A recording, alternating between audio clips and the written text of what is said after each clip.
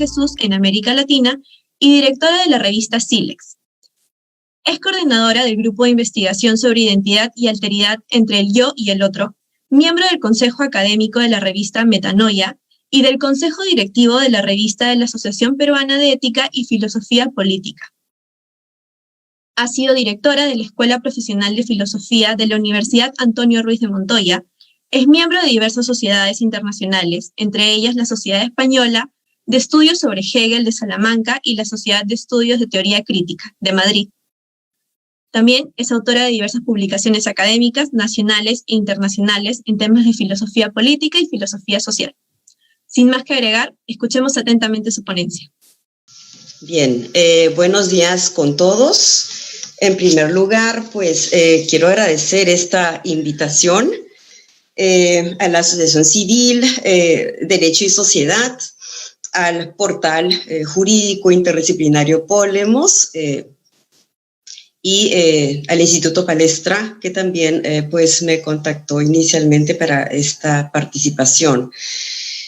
También saludo a los colegas con los cuales comparto este conversatorio vía Zoom, a la doctora Erika García Cobian y al doctor Carlos Blanca Bustamante.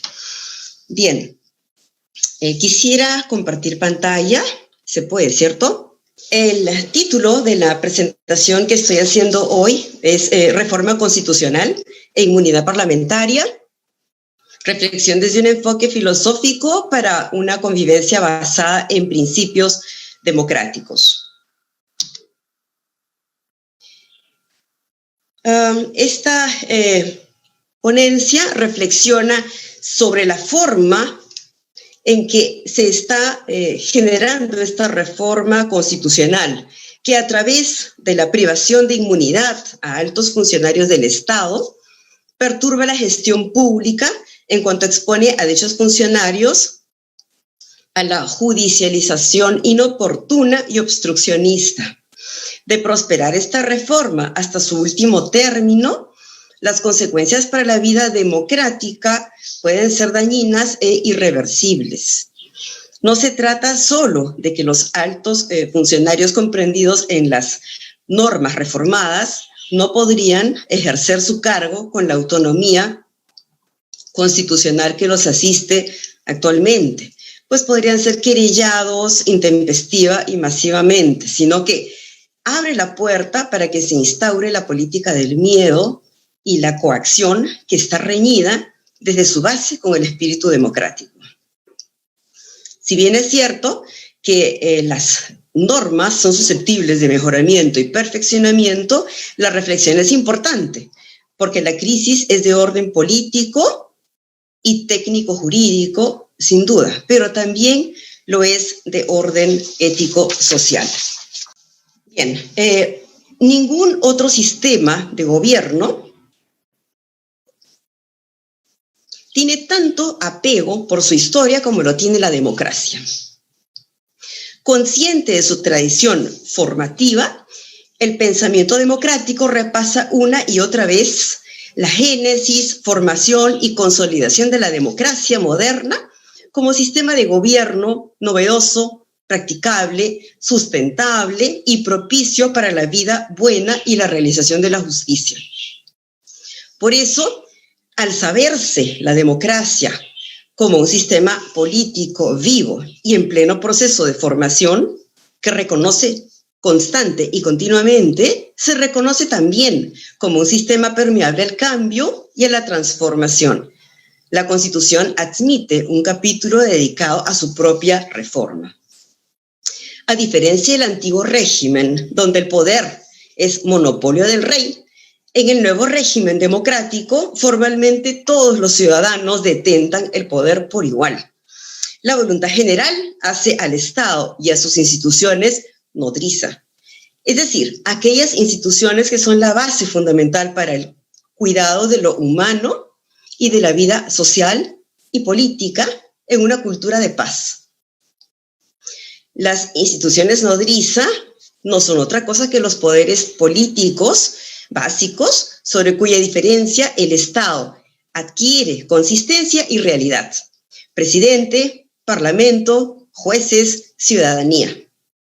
Todo lo que hace a la cosa pública, todo el patrimonio del Estado, todos sus recursos.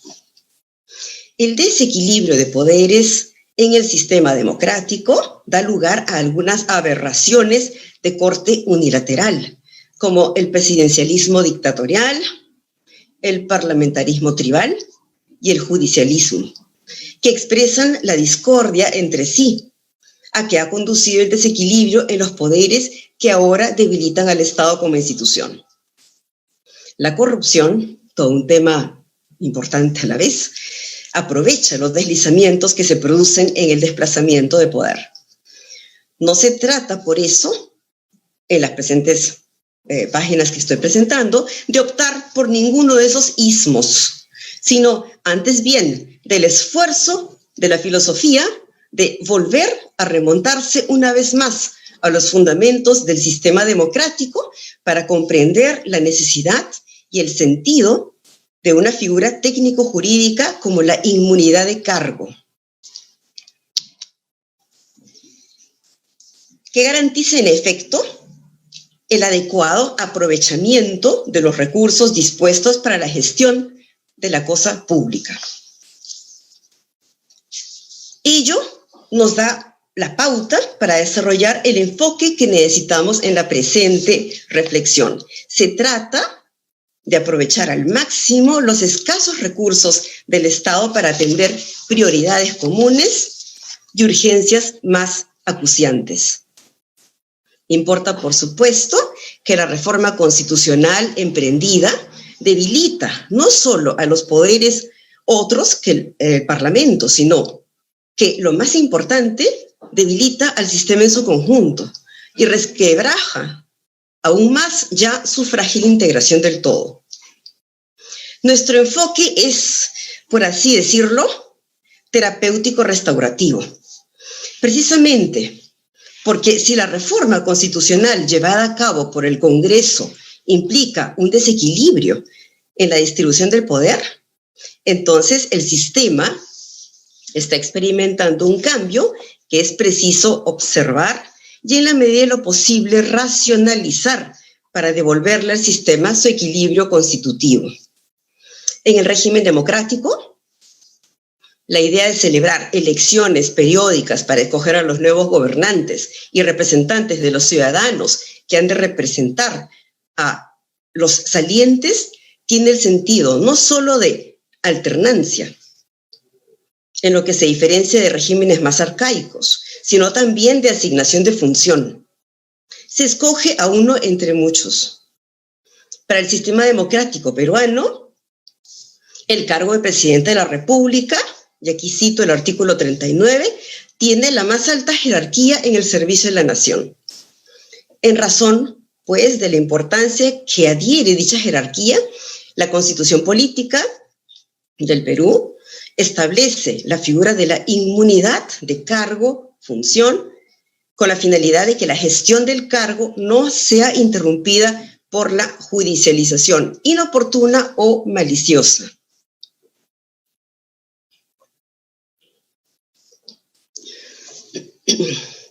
Suena sensato, lógico y coherente que la Carta Magna proteja así al funcionario que personifica a la nación y al Estado. No se trata, en términos prácticos, de una postergación de las iniciativas querellantes, latentes durante la gestión para que se actualicen y sigan su curso adecuado después de terminado el periodo de gestión. Dicho de otro modo, en la medida en que se entiende que el cargo es personalísimo y requiere que su ejercicio sea a tiempo completo, la reforma emprendida por el Congreso de la República debilita el principio de dedicación exclusiva, no porque autorice el ejercicio de otro cargo adicional, sino porque implica el desgaste de energías valiosas en la defensa ante querellas que los enemigos políticos podrían emplear para perturbar y sabotear la buena gestión. Para la teoría política clásica, el principio de dedicación exclusiva se desprende de la especialización del trabajo y la profesionalización progresiva de la política. A ello podemos recurrir a Platón en el diálogo La República. Se hace un trabajo bastante extenso e interesante. El abordaje ya es en esa línea. En un gran refuerzo y esfuerzo de síntesis ante el lento surgimiento de la democracia moderna, la teoría política moderna razona que el Estado necesita que alguien se haga cargo de la gestión de manera exclusiva y excluyente. Esto lo trabaja Locke, filósofo inglés, siglo XVII. Por el solo hecho de que la cosa pública no puede ser desatendida un solo momento, pues de ser desatendida inmediatamente sucumbiría, y el sepultamiento de la cosa pública daría paso a la anarquía, la violencia, la imposición unilateral de la posición más dogmática y atronadora. Podríamos referirnos al Leviatán de Hobbes, otra de las grandes teorías políticas de Estado bastante influyentes en la modernidad, que no obstante no puede anular toda posibilidad de diálogo, y allí remontaríamos también a Rousseau, siglo XVIII. La reforma emprendida que aquí comentamos ha omitido dos elementos fundamentales: la deliberación y el debate.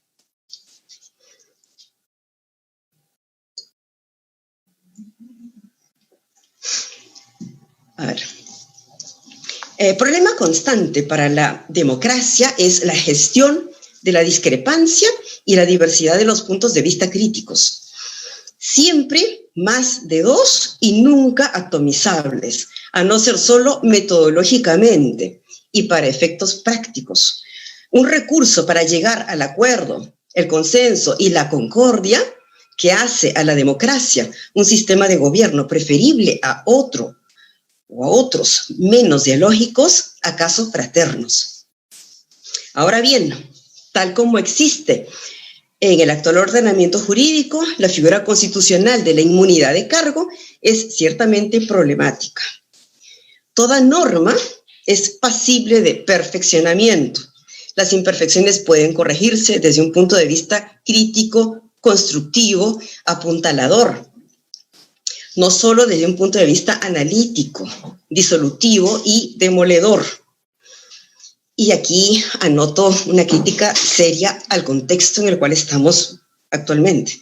Parece que las fallas en la reforma emprendida no solo obedecen a falta de pericia en los técnicos, sino a carencia de justicia en la actitud incomprensiblemente agria de la legislatura.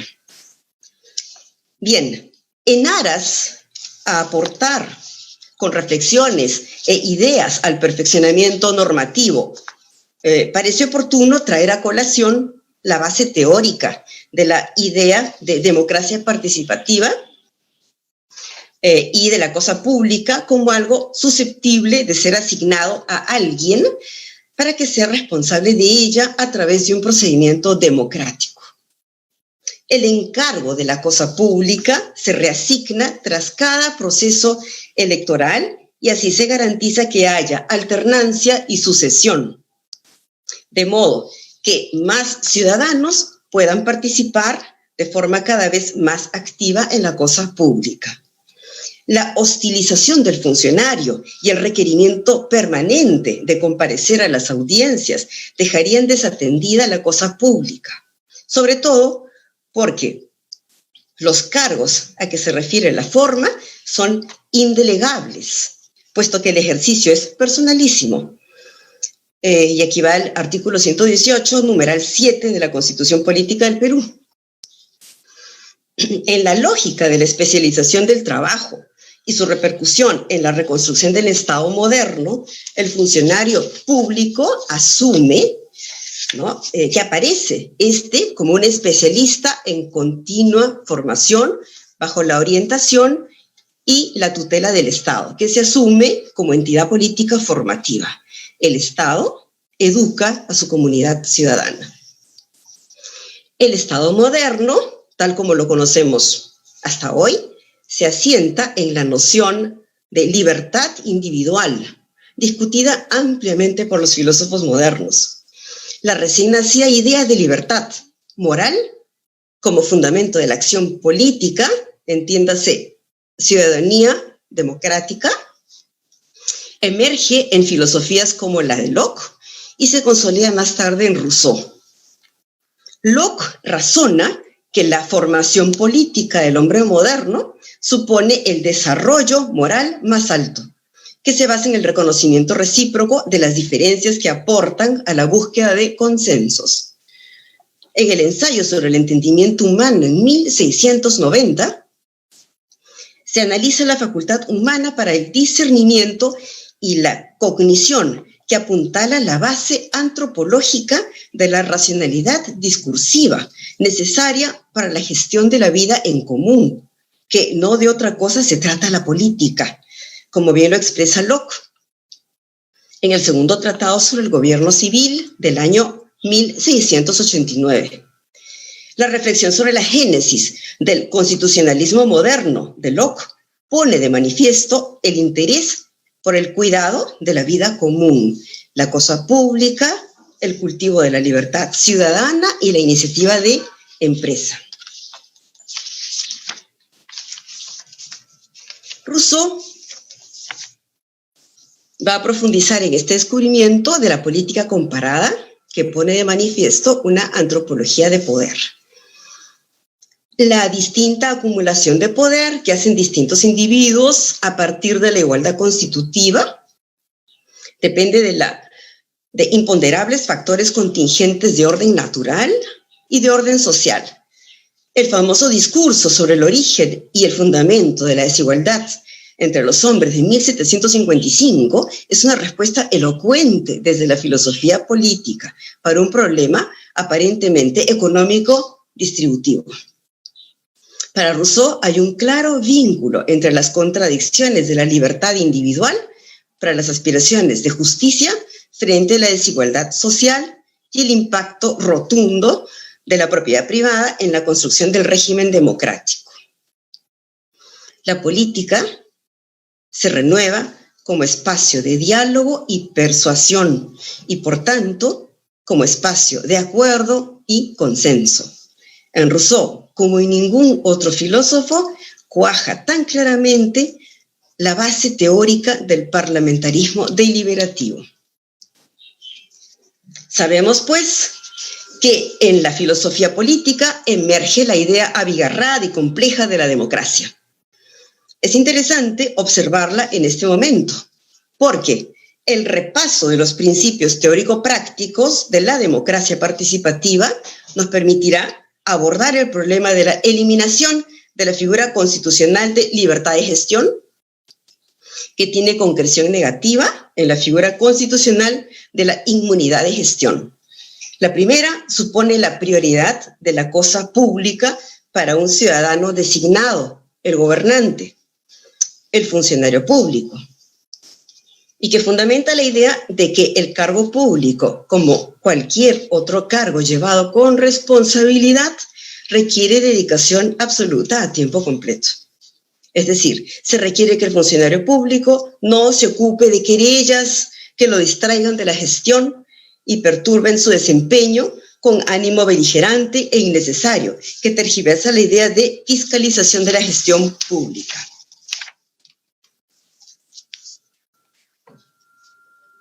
En resumen, la presente reflexión nos permite aclararnos tres ideas.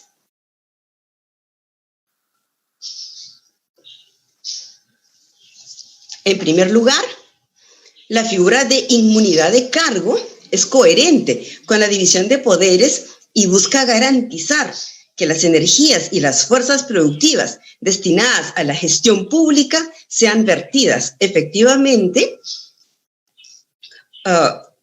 en la gestión y no, en cambio, en actividades que alejen y distraigan a los actores de su gestión. Expresa la idea del máximo aprovechamiento de los recursos del Estado.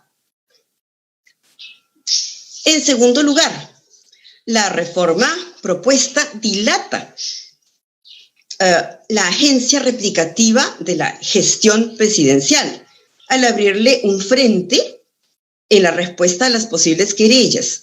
Implica la inserción de un supuesto impredecible que repercute en un aprovechamiento deficiente de los recursos del Estado y un desperdicio de energías valiosas.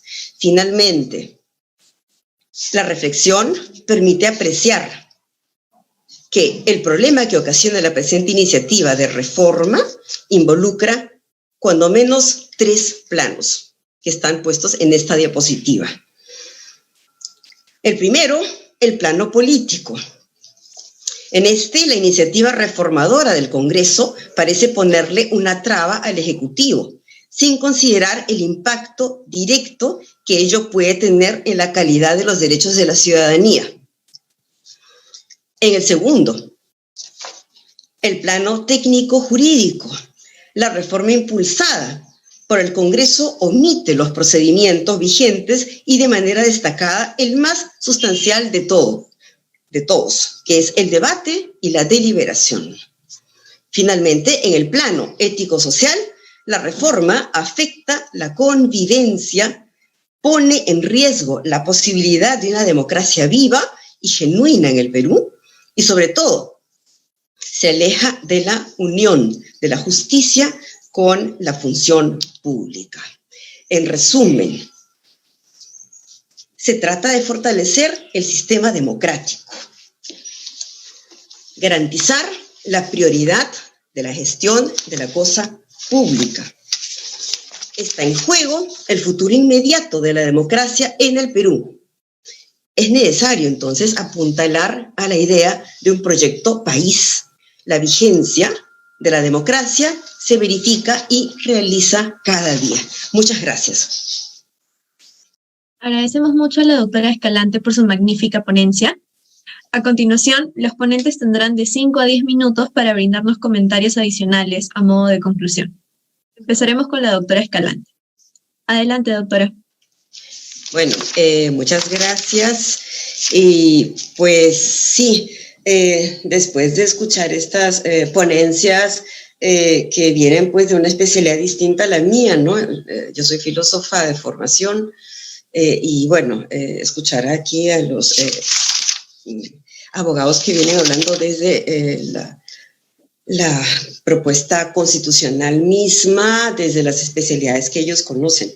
Bueno, me lleva a formular inquietudes que están ligadas a cómo entendemos nosotros el ejercicio de la política. Algo que me parece preocupante es a veces estamos trabajando, y lo digo a partir de las propuestas, no porque sean quienes están haciendo las ponencias, quienes están ejerciendo la política de ese modo, pero veo una extremada politización del ejercicio de la política. Estoy viendo cómo a veces se traduce en mecanismos previos a llegar al elemento mismo. Entonces, lo he escuchado por los colegas que están compartiendo esta mesa vía Zoom y claro, ciertamente a todos aquellos que nos están escuchando por esta plataforma, tal vez también perciban que hay algo que nos está quedando claro. Las instituciones no tienen responsabilidad en ello, son abstracciones, queda clarísimo. Entonces, estamos hablando, a mi modo de ver, de algo que es previo, me refiero a la condición humana, esta condición humana nuestra, y me refiero al caso contexto del Perú, ¿no? En donde por alguna razón está más asociada pues a contextos de violencia, de pobreza, de marginalización, de discriminación, de educación precaria, que nos lleva probablemente a esta corrupción que vivimos en tantas esferas, en tantos contextos, ¿no?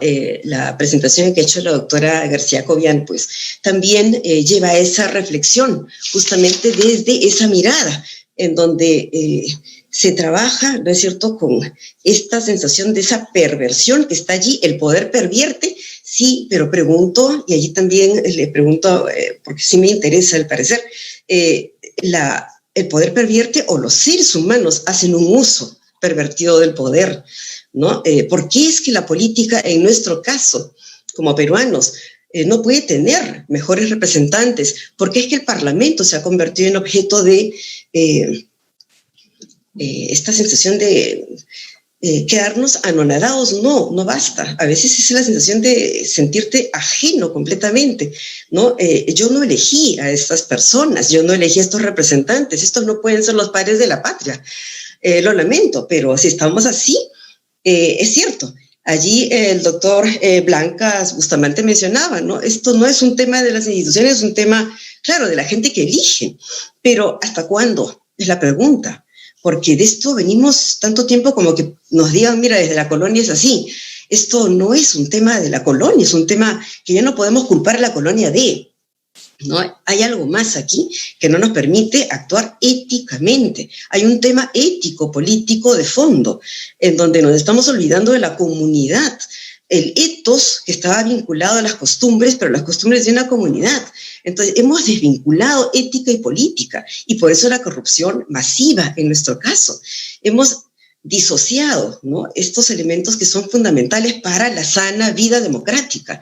Entonces, allí sí podría haber deliberación, podríamos dialogar, podríamos no simplemente ponerle cabe al otro, ¿no? O pulsear, como están haciendo los poderes aquí, y nosotros al medio, la sociedad civil al medio, la ciudadanía, bueno, protestando por diversos medios, por redes o como fuera, en las calles. Ahora en las calles no, efectivamente no se puede, en fin, pero hay elementos de fondo.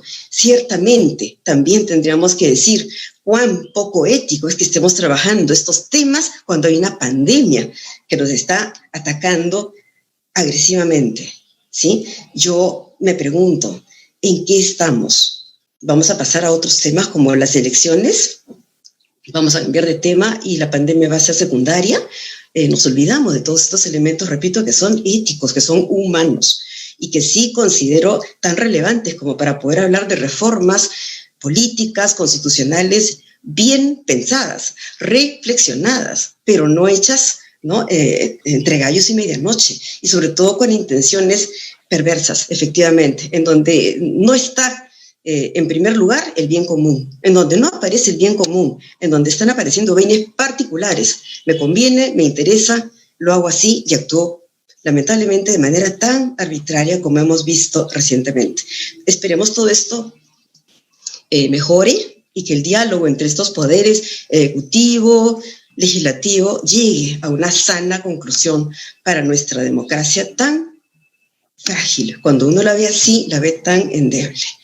Yo querría comentar que en realidad también lo que hay es una historia previa, ¿no?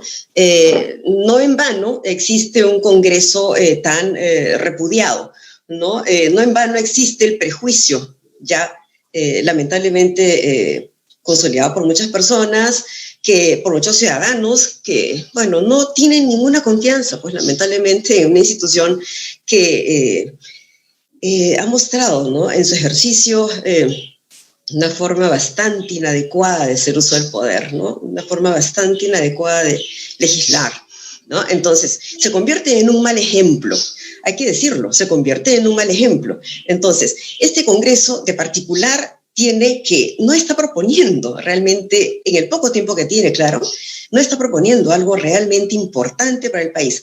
Tiene muy poco tiempo y lo va a tener, pero vamos a ver, insisto, cuando hablamos de emergencia sanitaria, y allí quisiera agregar a lo que acotó la colega García Cobian, no es hablar de parálisis para quedarnos en nada y no hacemos nada y nos quedamos ansiosos en casa para no contagiarnos, pero tenemos que atender temas que el Estado no atiende y que el Congreso, en la capacidad que tiene de también atenderlo, no lo está haciendo en la medida de realmente la necesidad.